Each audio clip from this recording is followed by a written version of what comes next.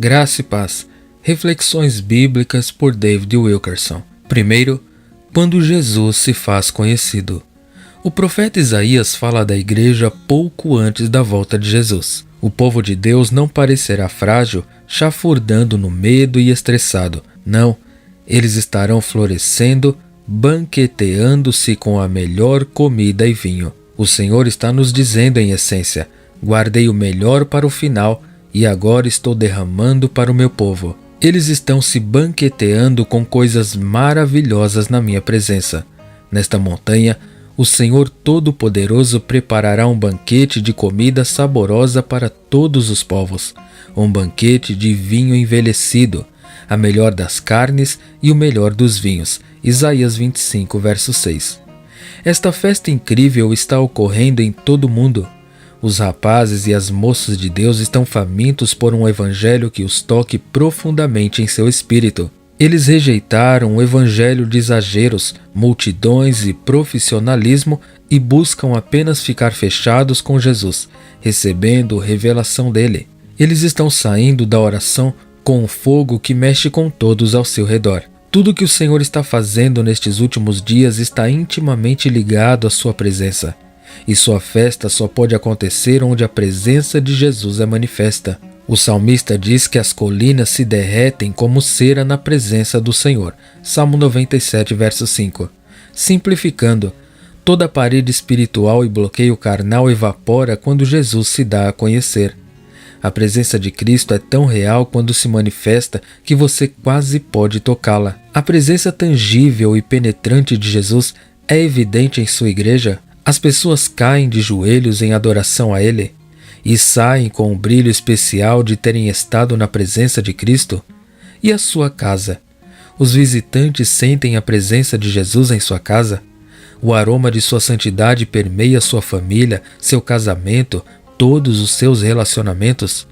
Que coisa maravilhosa é viver no brilho da presença de Cristo!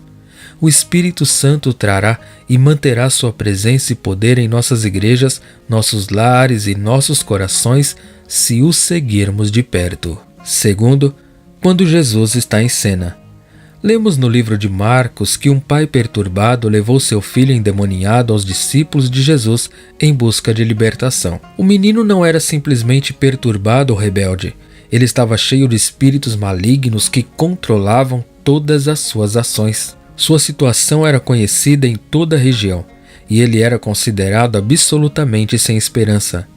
Surdo e sem fala, ele vomitava apenas sons guturais. Fisicamente ele estava emaciado, e seu pai teve que segurá-lo continuamente porque os demônios tentaram jogá-lo no rio, lago ou fogo aberto mais próximo.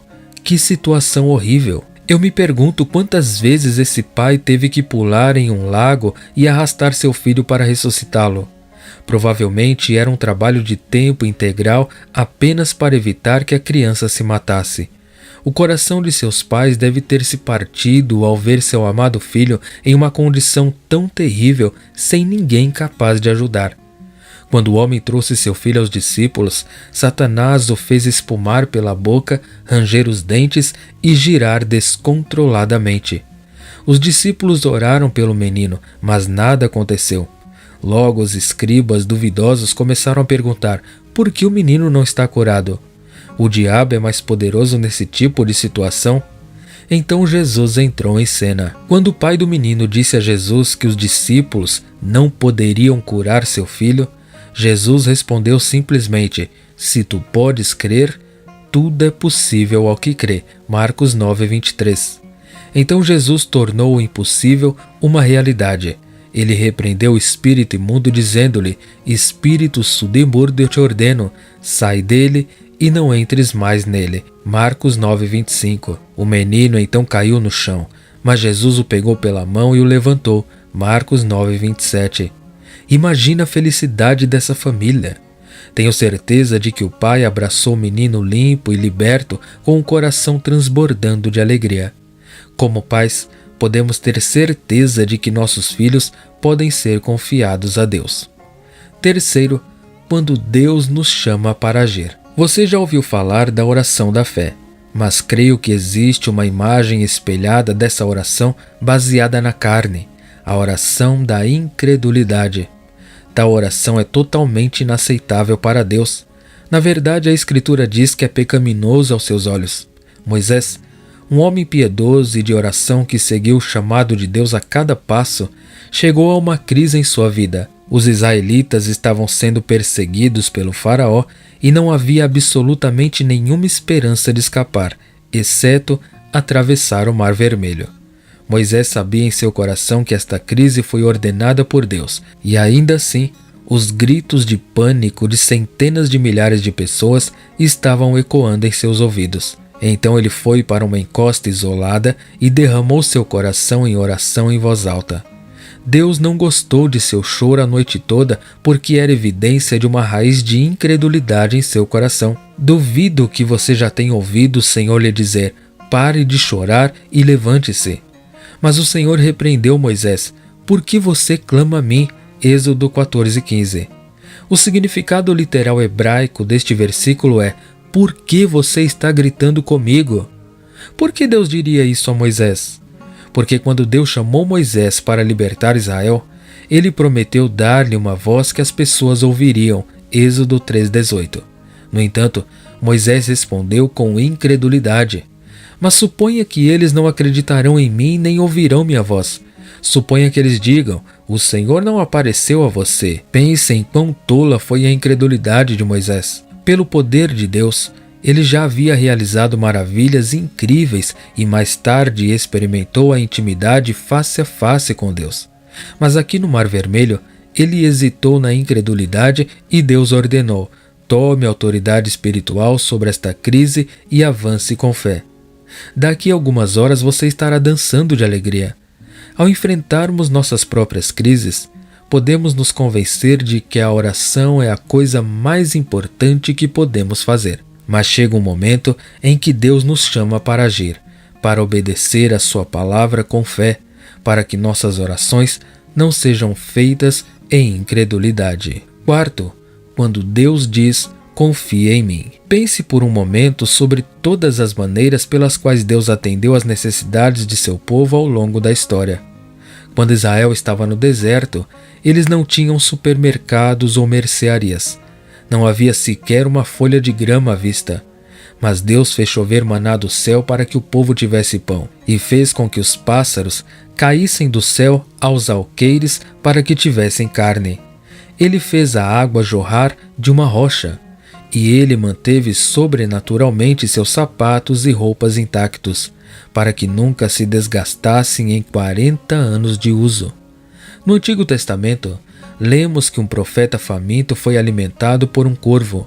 Um barril de farinha e uma garrafa de óleo se reabasteceram sobrenaturalmente, e todo um exército inimigo fugiu ao ouvir um barulho estranho, deixando para trás suprimentos suficientes para alimentar uma cidade inteira de israelitas famintos. No Novo Testamento, lemos que a água se transformou em vinho. Dinheiro foi encontrado na boca de um peixe para pagar impostos, e 5.000 pessoas foram alimentadas com apenas 5 pães e 2 peixes. Todos esses milagres de suprimento clamam a nós: Deus é fiel, Ele é confiável. E em Levítico 25, lemos sobre outro fenômeno sobrenatural: uma colheita especialmente madura no ano anterior ao sábado da terra.